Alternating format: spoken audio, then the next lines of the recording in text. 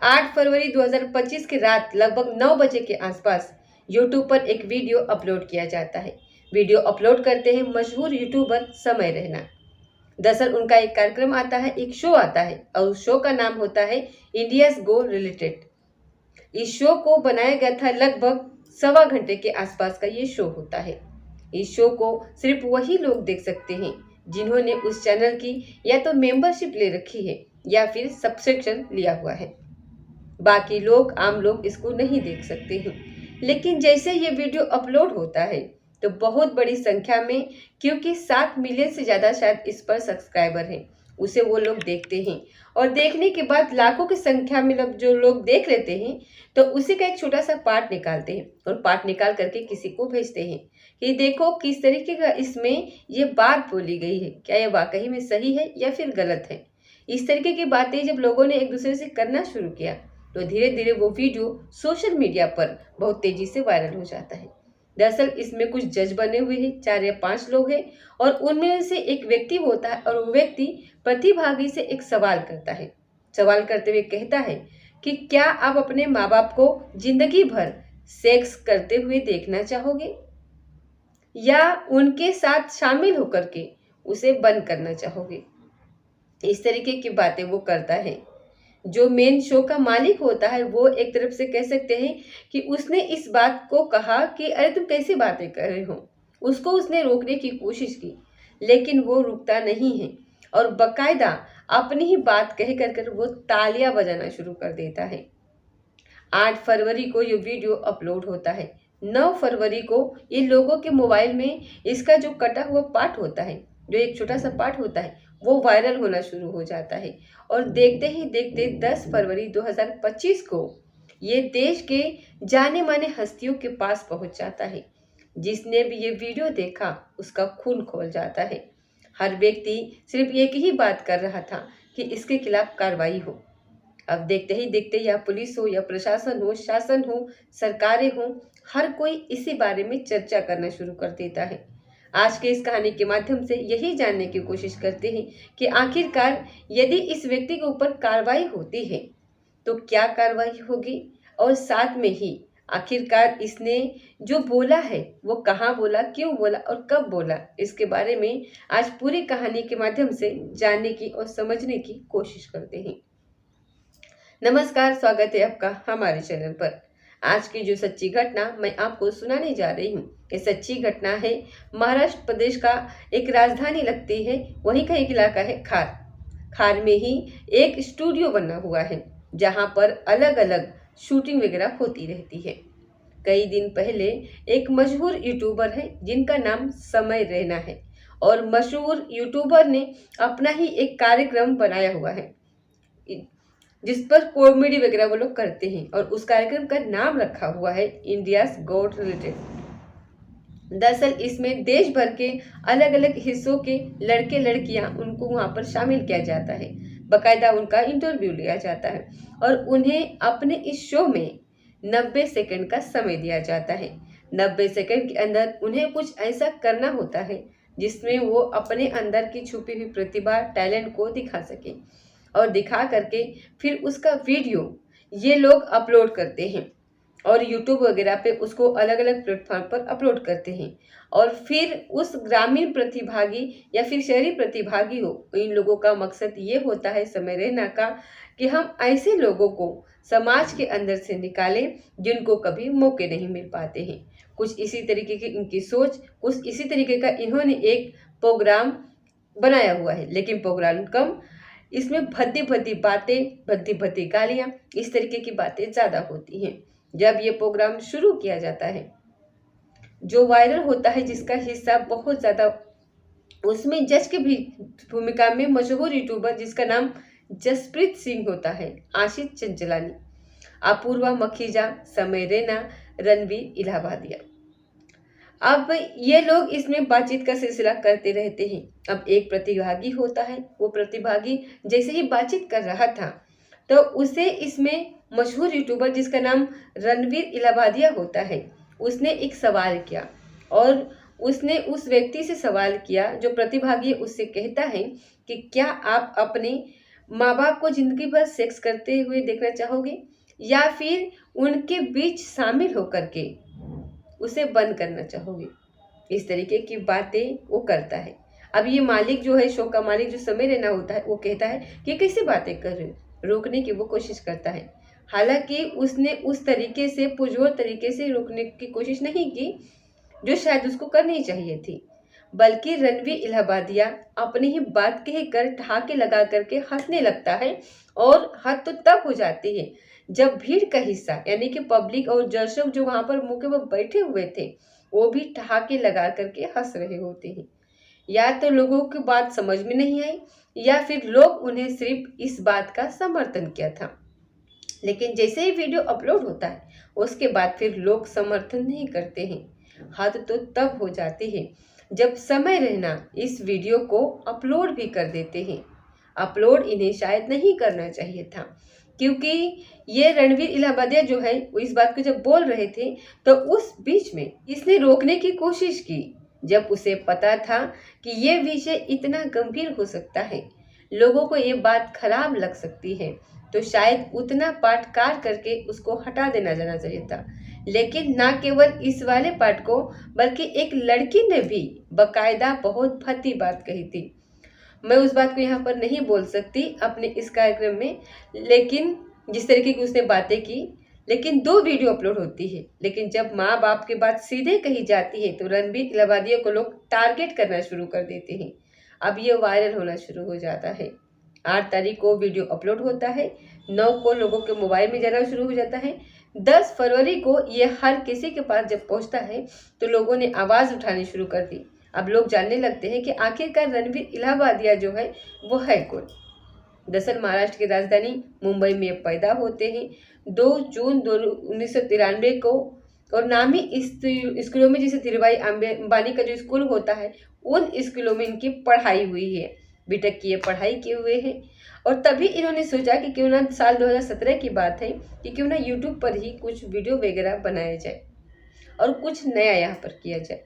तो इन्होंने अपना साल 2017 जब लगता है, तो 17 के बाद में 22 साल की उम्र में इनकी होते हैं, तो ये अपना यूट्यूब पर अपना कार्यक्रम मतलब कि करियर शुरू करते हैं, और धीरे धीरे करके ये अपने चैनल का दायरा बढ़ाते चले जाते हैं। 7 चैनल इन्होंने यहाँ पर खड़े कर दिए।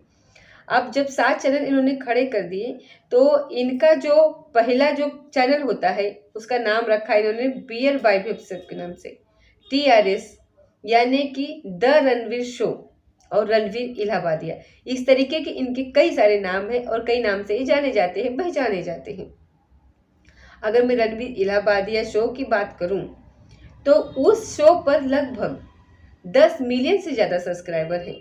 साथ ही 400 करोड़ से भी ज़्यादा बार इनके चैनल को देखा गया है। और इनकी जो इनकम है, अगर इनकम की बात करें, जो यूट्यूब से अर्निंग है, जो अलग अलग प्लेटफॉर्म यानी कि सोशल मीडिया के माध्यम से जो इनकी कमाई है, वो 35 लाख रुपए महीना कमाते हैं, और 58 करोड़ की लगभग इनकी नेटवर्क भी है। ये मेन काम है इनका, पोस्टकास्ट करना, और देश के माने माने पोस्टकास्ट ये करते हैं रणवीर इलाहाबादिया।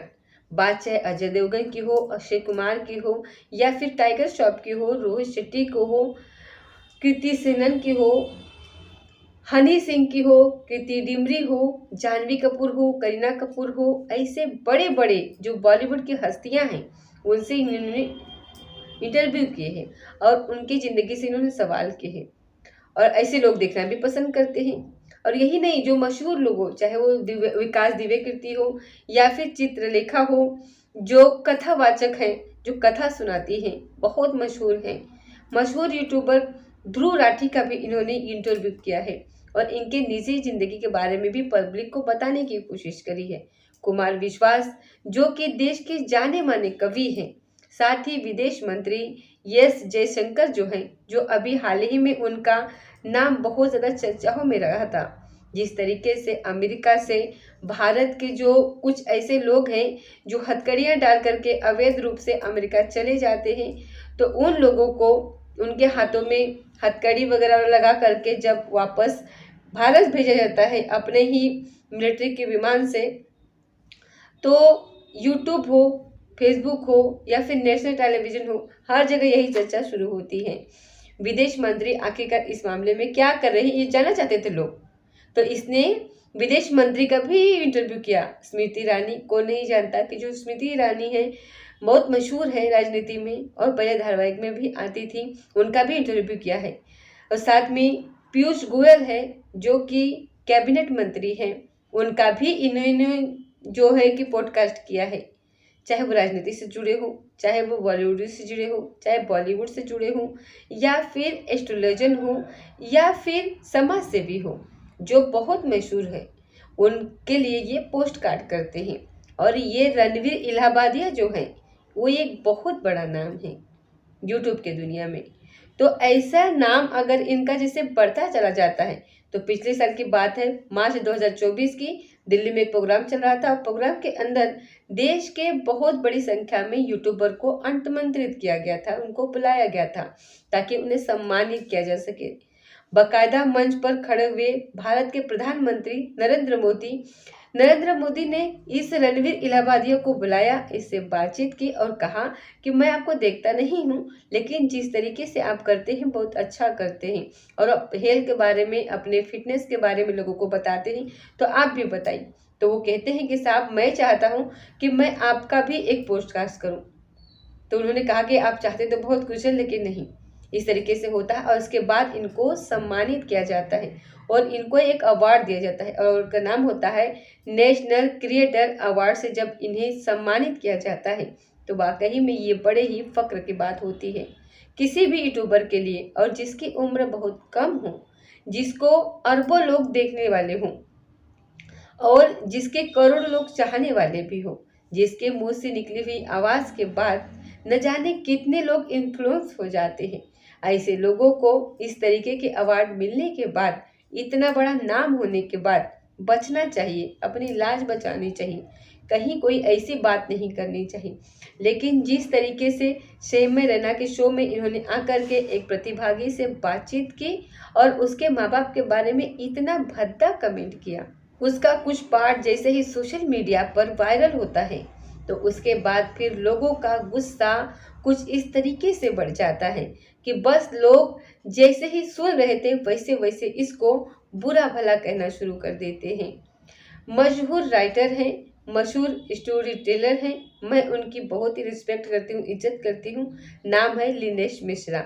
मैंने बहुत कुछ उनसे सीखा है।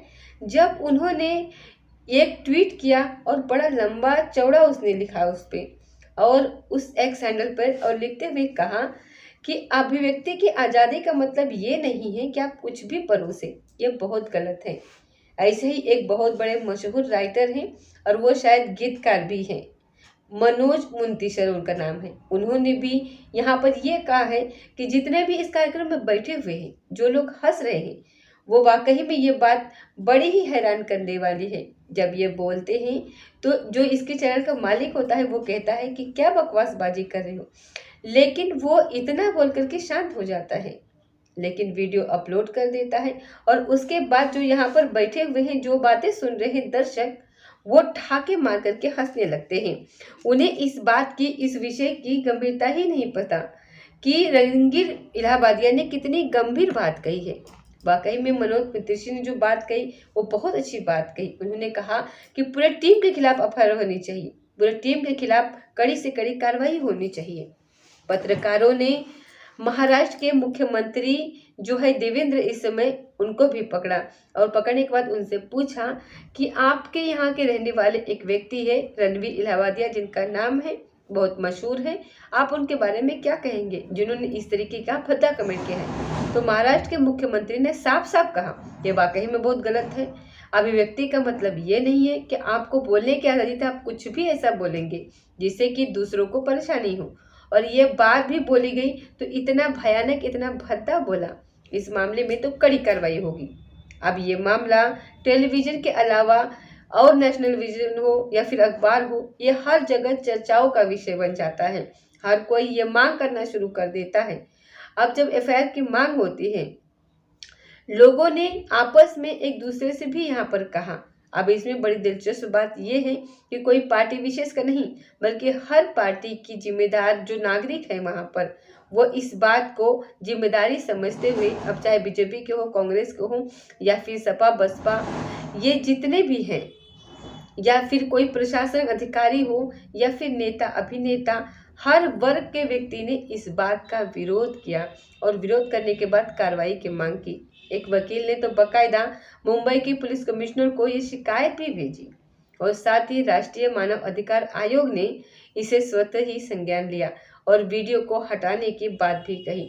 हालांकि वो वीडियो शायद उठना पाठ कार करके अलग हटा दिया गया है, लेकिन ये जो वीडियो वायरल हो रहा है उसका क्या होगा?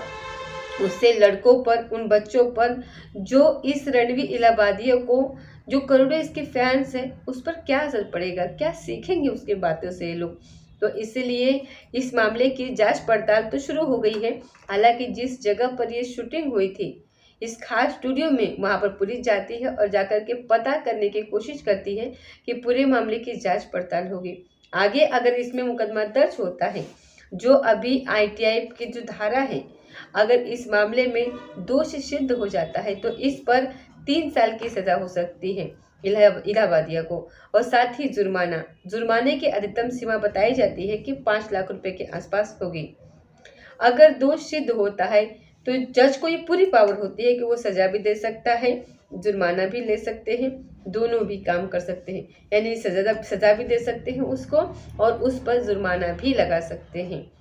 अब अगर यहाँ पर, हालांकि जब ये मामला बहुत ज़्यादा हाईलाइट होता है तो रणवीर इलाहाबादिया को ऐसा लगता है कि जैसे कि उसने वाकई में गलती कर दी हो।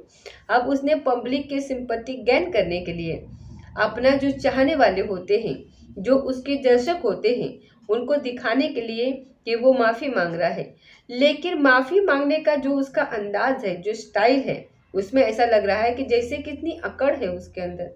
तो वाकई में ऐसे लोगों की अकड़ ढीली होनी चाहिए। हम भी अपनी वीडियो के माध्यम से, जो कोई ऑफिसर है, अगर इसे देख रहे हों तो ऐसे व्यक्ति के खिलाफ कड़ी से कड़ी कार्रवाई होनी चाहिए और कम से कम इस तरीके के भद्दे कमेंट तो नहीं करने चाहिए। जब आपको करोड़ों लोग फॉलो करते हो, जब आप देश के बड़े जिम्मेदार लोगों के साथ बैठ करके बातचीत करते हो, तो आपकी जिम्मेदारी बनती है कि जो भी आपके मुंह से निकले वो तोल तोल को बोलना चाहिए। ऐसा नहीं बोलना चाहिए कि यही नहीं पता कि आप कहाँ से बोल रहे हो, क्या बोल रहे हो, मुंह से बोल रहे हो कि कहाँ से बोल रहे हो। दोस्तों, इस पूरे घटनाक्रम को सुनाने का उद्देश्य किसी को परेशान करना नहीं है, किसी का दिल दुखाना नहीं है, बल्कि आपको जागरूक करना है, आपको सचेत करना है और आपको यहाँ पर ये बताना है कि जो भी बोलो पहले तोलो और उसके बाद मुंह से बोलो। ऐसा ही नहीं है कि मुंह से कुछ भी निकला और बोल दिया जाए, तो ऐसा नहीं करना चाहिए। खासतौर पे तब जब आप इतने बड़े इन्फ्लुएंसर हैं, जब आपको इतने लोग मतलब कि देखते हैं, आपका वीडियो सामने आने पर रुकते हैं, आप क्या बोलते हैं इसके जब मायने निकलते हैं और आपको इतने सारे लोग जब फॉलो करने वाले हो, तो आपको कुछ भी बोलना नहीं चाहिए।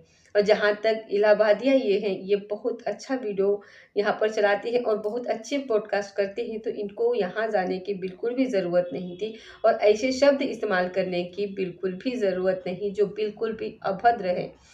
इस तरीके से उन्होंने अपनी छवि को बहुत ही ज़्यादा धूमिल कर दिया है, बहुत ही लोगों की भावनाएं आहत हुई है।